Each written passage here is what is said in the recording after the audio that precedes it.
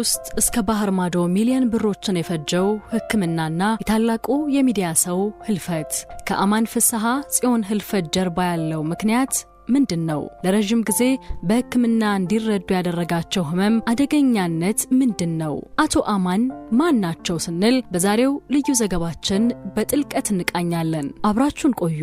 ዛሬ የኢትዮጵያ ሰማይ በሐዘን ደመና ተጋርዷል። በኢትዮጵያ የሚዲያ ታሪክ ውስጥ ትልቅ ተራራ የነበሩ የብዙዎች ተስፋና የችግረኞች ደራሽ የነበሩት ታላቁ ባለራዕይ አቶ አማን ፍስሐ ጽዮን ከዚህ ዓለም በሞት መለየታቸውን ተቋሙ አረጋግጧል። የዜና ለመላው የኢትዮጵያ ብሮድካስት ኢንዱስትሪና ለኢቢኤስ ቤተሰቦች ትልቅ መርዶ ነው። አቶ አማን ላለፉት ረጅም ጊዜያት ከአንድ አስከፊ በሽታ ጋር በትዕግስትና በከፍተኛ ጽናት ሲታገሉ ቆይተዋል። በሽታ በሰውነታቸው ውስጥ እያደረሰ ያለውን ህመም ተቋቁመው በአሜሪካ ሀገር በሚገኙ ታዋቂ ሆስፒታሎች ውስጥ በሚሊዮኖች የሚቆጠር ወጪ የሚጠይቅ ህክምና ሲከታተሉ ቢቆዩም በመጨረሻ ግን የሰው ልጅ ሁሉ መድረሻ በሆነው ሞት ተሸንፈዋል። አቶ አማን ፍስሐ ጽዮን ላለፉት ረጅም ወራትና ዓመታት ሲታገሉበት የነበረው ህመም የደም ካንሰር ወይም በህክምናው መጠሪያ ሉኮሚያ በመባል የሚታወቀው አስከፊ የጤና እክል ነው። ይህ በሽታ ከሌሎች የካንሰር አይነቶች ለየት የሚያደርገው በቀጥታ የሰውነታችን የደም አመራረት ስርዓት ላይ ጥቃት መሰንዘሩ ነው። በሰውነታችን ውስጥ ያሉት የነጭ ደም ሴሎች መደበኛ ስራቸውን ትተው ካንሰር ያለባቸው ሴሎች ቁጥራቸው ከልክ በላይ እንዲጨምር ያደርጋል። ይህ ደግሞ ሰውነታችን በሽታን የመከላከል አቅሙን ሙሉ በሙሉ እንዲያጣ፣ ደም እንዲቀንስና ለተለያዩ ኢንፌክሽኖች ተጋላጭ እንዲሆን ያደርገዋል። ይህ ህመም አደገኛነቱ በአካል ላይ ብቻ ሳይሆን በስነ ልቦና ላይም ጭምር ነው። አቶ አማን የህክምና ክትትላቸውን ለማድረግ ወደ አሜሪካ ሀገር ያቀኑት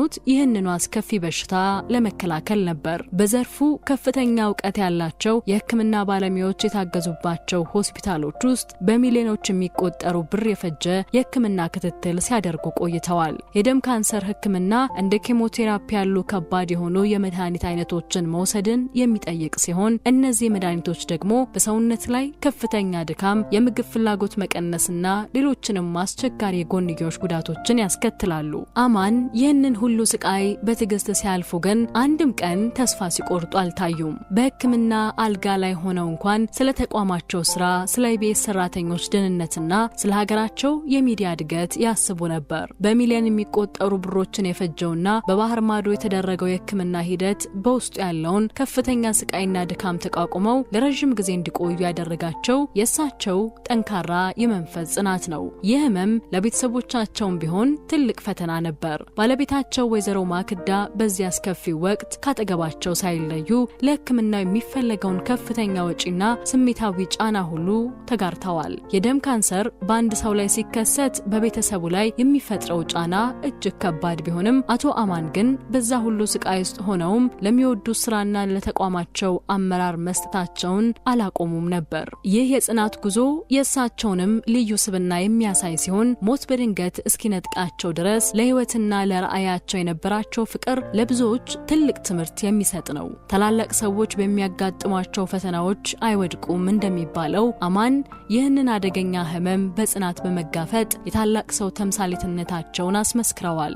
የኢቢኤስ መመስረት በአጋጣሚ የተከሰተ ስኬት ሳይሆን አቶ አማን ፍስሐ ጽዮን ለዓመታት በአእምሯቸው ሲያጠነጥኑት የነበረ ታላቅ ራዕይ ውጤት ነው። እንደ አውሮፓውያን አቆጣጠር በ2008 አካባቢ የኢትዮጵያ ሚዲያ ምህዳር እጅግ ጠባብ በነበረበትና በመንግስት ሚዲያ ቁጥጥር ስር በነበረበት ወቅት አማን በሜሪላንድ አሜሪካ ሆኖ አንድ ትልቅ ክፍተት አስተዋለ። በውጭ ሀገር የሚኖሩ ኢትዮጵያውያን ከሀገራቸው ባህል፣ ቋንቋና ማህበራዊ እሴቶች ጋር ያላቸው ትስስር እየላላ መምጣቱና ልጆቻቸውም ኢትዮጵያዊነታቸውን እንዲያውቁ የሚያደርግ የሚዲያ አማራጭ አለመኖሩ እረፍት ነሳው። በዚህም ኢትዮጵያን ለዓለም እናሰራጫለን በሚል መሪ ቃል የኢትዮጵያን ገጽታ የሚቀይር የግል ቴሌቪዥን ጣቢያ የመመስረት ህልሙን ሰነቀ። በዚህ እጅግ ፈታኝና ከፍተኛ መዋለ ንዋይ በሚጠይቅ ጉዞ ውስጥ አቶ አማን ብቸኛ አልነበሩም። ባለቤታቸው ወይዘሮ ማክዳ በዚህ ታሪካዊ ስራ ውስጥ ካጠገባቸው በመሆን ትልቅ የጀርባ አጥንት ሆነው አገልግለዋል። ወይዘሮ ማክዳ በተቋሙ መስረታና አስተዳደር ውስጥ የነበራቸው ሚና የላቀ ነው። ጥንዶቹ ያላቸውን አቅም ሁሉ አስተባብረው ተባብረው በባዕድ ሀገር ሆኖ ኢትዮጵያዊነትን የሚያደምቅ ሚዲያ ሲያቆሙ ትልቁ መስዋዕትነትን ከፍለዋል። ወይዘሮ ማክዳ ከአማን ጋር በመሆን ተቋሙ ዛሬ ለደረሰበት ግዙፍ ስኬት ለዘመናዊ ስቱዲዮዎች ግንባታና ለፕሮግራሞች ጥራት መሻሻል ከፍተኛውን ድርሻ ተወጥተዋል። በተለይም በዲያስፖራውና በሀገር ውስጥ ያለውን ማህበራዊ ግንኙነት ለማጠናከር የሰሩት ስራ ዛሬ ኢቢኤስ በዓለም ዙሪያ በሚሊዮኖች በሚቆጠሩ ቤቶች ውስጥ ተመራጭ እንዲሆን አስችሎታል።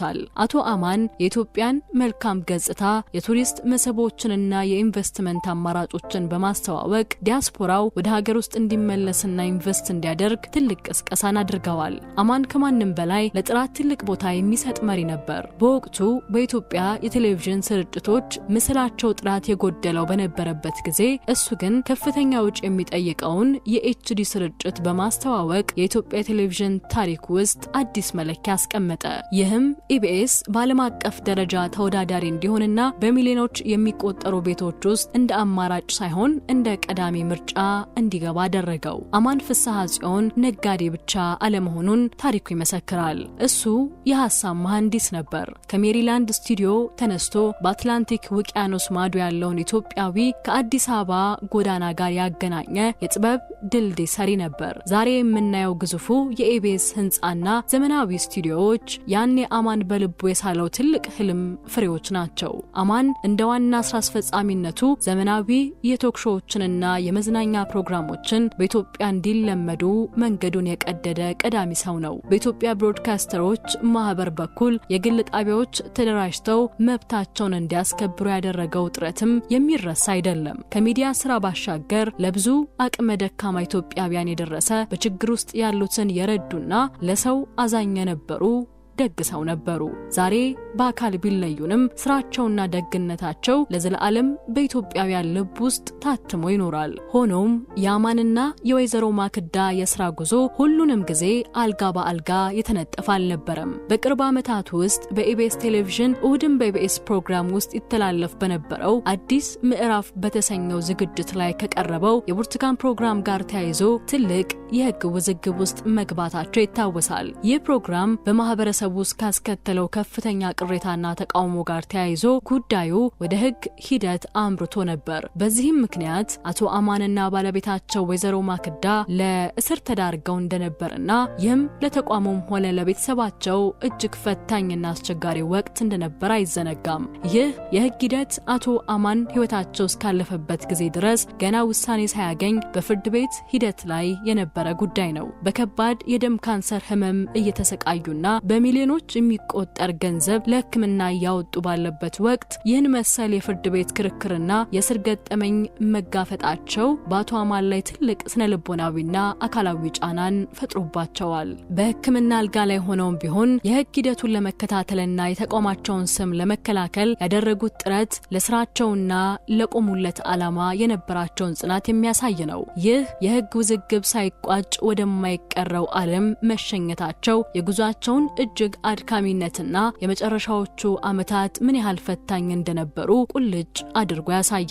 አማን ፍስሐ ጽዮን ከግል ስኬት ባለፈ ለሀገር የሚተርፍ ትልቅ አሻራ ጥለው አልፈዋል። እሳቸው ለጥራት ያላቸው ትኩረት በኢትዮጵያ የቴሌቪዥን ስርጭት ውስጥ አዲስ ምዕራፍን ከፍቷል። ቀደም ሲል የነበሩ ስርጭቶች የምስል ጥራት እጅግ ደካማ በነበረበት ወቅት አማን ከፍተኛ መዋዕለ ንዋይ በማፍሰስ የኤችዲ ስርጭትን በማስተዋወቅ ተመልካቹ ጥራት ያለው ምስል እንዲያገኝ አድርገዋል። ከዚህም ባለፈ የኢትዮጵያ ብሮድካስተሮች ማህበር መስራችና ሰብሳቢ በመሆን የግል የሚዲያ ተቋም ተደራጅተው መብታቸውን እንዲያስከብሩና በጋራ እንዲያድጉ ትልቅ ስራን ሰርተዋል። ሌላኛውና ትልቁ የሀገር ውለታቸው ደግሞ የኢትዮሳት ጠንሳሽና መሪ መሆናቸው ነው። የኢትዮጵያ የቴሌቪዥን ቻናሎች ከውጭ ሳተላይቶች ወጥተው በራሳቸው የሳተላይት ምህዋር ወይም ኤንኤስኤስ 12 እንዲሰባሰቡ በማድረግ ሀገሪቱ ለሳተላይት ኪራይ የምታወጣውን በሚሊዮን የሚቆጠር የውጭ ምንዛሬ እንድታድን አድርገዋል። ይህ ተግባራቸው በሚዲያ ኢንዱስትሪ ውስጥ ብቻ ሳይሆን በሀገር ኢኮኖሚ ላይ ትልቅ ፋይዳ ያለው ስራ ነው። የሚዲያ ስራ ከንግድ ስኬት ጋር በማጣመር በመቶዎች የሚቆጠሩ ወጣቶች የስራ ዕድል የፈጠሩት አቶ አማን ዛሬም ድረስ በዘመናዊው የቶክ ሾዎችና የመዝናኛ ፕሮግራሞች ቀዳሚ ተጠቃሽ ናቸው። ከአየር ኃይል አቅም ግንባታ እስከ ማህበራዊ ድጋፎች ድረስ እሳቸውና ተቋማቸው ያበረከቱት አስተዋጽኦ ሁሌም በታሪክ ሲዘከር ይኖራል።